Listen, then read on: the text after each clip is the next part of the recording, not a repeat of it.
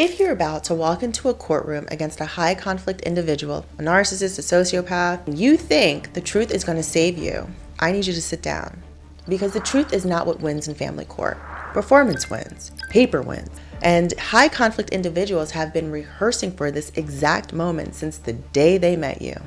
I've watched smart, healed, regulated women lose custody, lose money, lose their minds.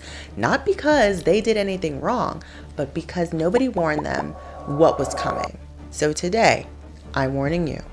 7 tactics, real ones, the kind that'll have you screenshotting this episode at 2 a.m.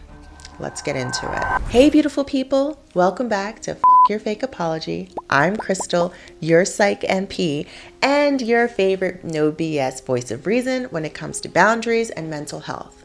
I'm a board-certified psychiatric nurse practitioner, and a huge part of my work is sitting across from women in the middle of custody battles. Women who are doing everything right emotionally and getting absolutely played legally. I've seen the playbook. I've seen the receipts. And in this episode, I'm giving you 7 tactics that high conflict individuals pull in court, what each one is actually designed to do to your nervous system, and how to stay 10 steps ahead. So grab a pen and let's get into it. Here's the thing no one tells you. A high conflict individual doesn't walk into a courtroom to find justice. They walk in to win, and winning for them has nothing to do with the kids, the money, or the truth. It has to do with control. The courtroom is just a new stage, and family court is their favorite theater because the lighting is great, the audience is overworked, and the script is whatever they decide to write that morning. A high conflict individual in court isn't a parent. They're a performer with a legal team. And if you don't know the routine, you'll clap along to your own damn funeral. Tactic 1, the DARVO flip. DARVO stands for deny, attack, reverse victim, and offender. This is their bread and butter. You file for protection. Suddenly, you're the abuser. You ask for child support. Suddenly, you're the gold digger. You document this behavior, and suddenly, you're obsessive and unstable. They don't defend themselves. They reposition you as the villain, and judges who are pressed for time will absolutely fall for it. DARVO sounds confident, and confidence reads as credibility in a courtroom. Tactic number 2, the paper trail trap. This one is sneaky as hell.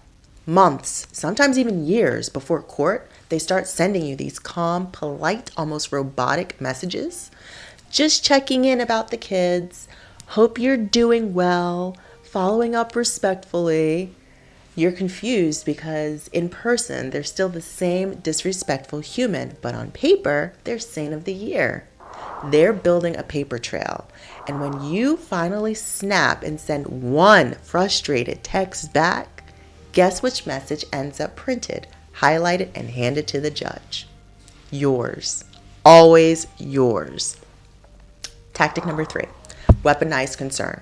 This is where they perform worry about you in front of the court. Your Honor, I'm really concerned about her mental health. She's been very emotional lately. I just want what's best for the kids, and I'm worried she can't handle this. It sounds so soft, so reasonable, so caring, but what they're actually doing is planting a seed that you're unstable, fragile, and unfit. And the more you defend yourself, the more emotional you look, which proves their point. It's tactic number 4, financial warfare. They will drain you on purpose, file unnecessary motions, drag out hearings, demand documents you already submitted, fire their lawyer, and start over. Every delay costs you money you don't have, and they know it. This is not incompetence, this is strategy, and it's called litigation abuse, and it's designed to bankrupt you into settling for less than you deserve, or just give up entirely, because to them, your exhaustion is their win. The 5th tactic, the child as a messenger.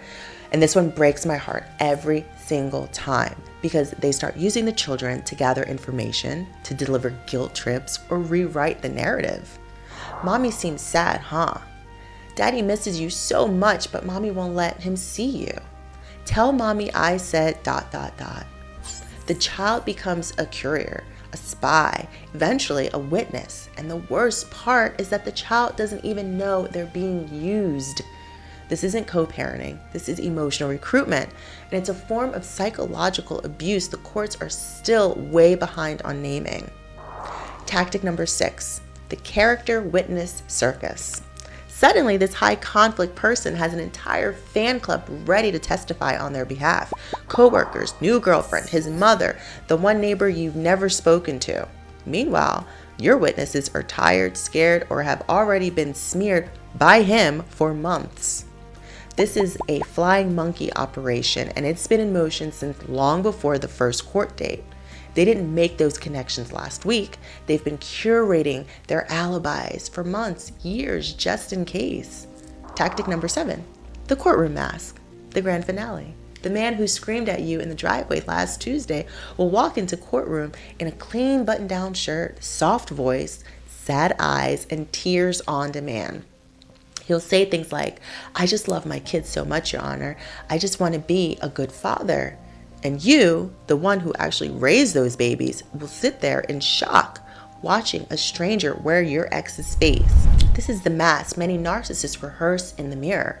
And if you react, if you roll your eyes, if you even sigh too loud, you become the unstable one. Their calm is always calculated. Yours has to be too. So now, real talk. Not every difficult parent is a narcissist, right? Some people are just hurt, immature, or going through their own breakdown. And they'll cool off once the dust settles. But the difference is a non-narcissistic individual wants the fighting to end. A narcissistic individual wants the fighting to continue because the fight itself is the win. If your co-parent seems to enjoy the chaos, if every hearing has a new motion or a new lie or a new performance, you're not in a custody case. You're in a control case wearing a custody costume. So I need you to write this down. In family court, a narcissist or high conflict individual isn't trying to prove they're a good parent. They're trying to prove you're a bad one. So stop defending and start documenting. If this episode just answered questions you didn't even know how to ask, share it with a woman who's about to walk into that courtroom alone. Subscribe because I think YouTube thinks you'll love my next one. It dives deeper into how to communicate with a high conflict co-parent without handing them ammunition. And it's your next step toward protecting your peace and your custody. I'm Crystal, your Psych NP, and this is your fake apology. You're not broken. You're playing chess now. Take care.